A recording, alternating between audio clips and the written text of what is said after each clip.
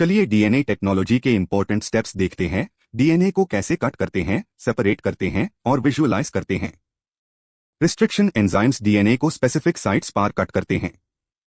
Jail इलेक्ट्रोफोरेसीज से DNA fragments size के according separate होते हैं। और एथिडियम ब्रोमाइड स्टेनिंग से यूवी लाइट में डीएनए बैंड्स दिखते हैं।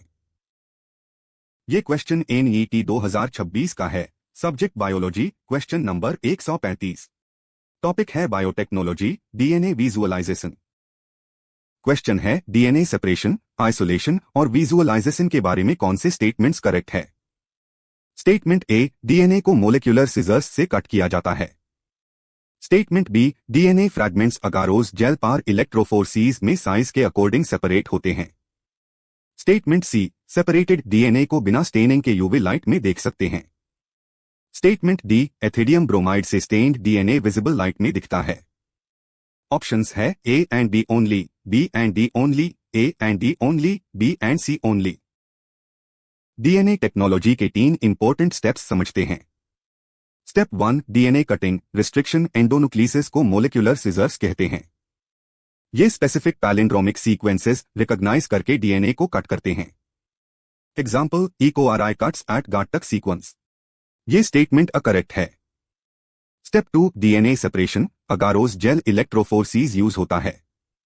डीएनए नेगेटिव चार्ज रखता है तो पॉजिटिव इलेक्ट्रोड की तरफ मूव करता है। छोटे फ्रैगमेंट्स ज्यादा फास्ट मूव करते हैं, बेड फ्रैगमेंट्स स्लो। इसे फ्रैगमेंट्स साइज के अकॉर्डिंग सेपरेट होते हैं। स्टेटमेंट बी भी करेक्ट है। Step 3, visualization, DNA naturally invisible होता है जेल में। एथिडियम ब्रोमाइड से स्टेन करना पड़ता है। ये डीएनए के बीच इंटरकलेट होता है। फिर यूवी लाइट में ब्राइट ऑरेंज बैंड्स दिखते हैं। बिना स्टेनिंग के यूवी में भी डीएनए नहीं दिखता। स्टेटमेंट सी रॉन्ग है। स्टेन्ड डीएनए विजिबल लाइट में नहीं दिखता, यूवी लाइट जरूरी है। स्टेटमेंट डी भी रॉन्ग है। अब हर स्टेटमेंट वेरीफाई करते हैं। स्टेटमेंट ए, मोलिक्यूलर सिजर्स से डीएनए कट होता है। ये रिस्ट्रिक्शन एंजाइम्स है। करेक्ट। स्टेटमेंट बी, अगारोज जेल इलेक्ट्रोफोरेसीज में साइज बेस्ड सेपरेशन होता है। करेक्ट। स्टेटमेंट सी, बिना स्टेनिंग के यूवी में डीएनए दिखे, रॉन्ग। एथिडियम ब्रोमाइड स्टेनिंग जरूरी है। Statement D, stained DNA visible light में दिखे, wrong.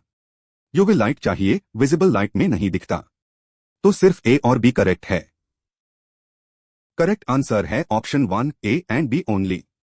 Molecular scissors DNA cut करते हैं और gel electrophoresis size based separation करता है। डीएनए विजुअलाइजेशन के लिए ethidium bromide staining plus UV light दोनों जरूरी है।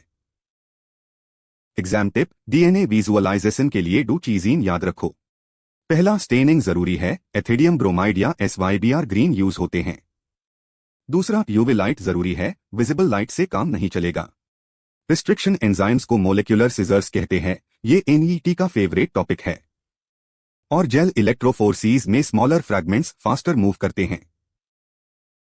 अगर ये वीडियो हेल्पफुल लगी तो लाइक और सब्सक्राइब जरूर करिए। मैथपाई हब पर और एनईटी 2026 सॉल्यूशंस के लिए।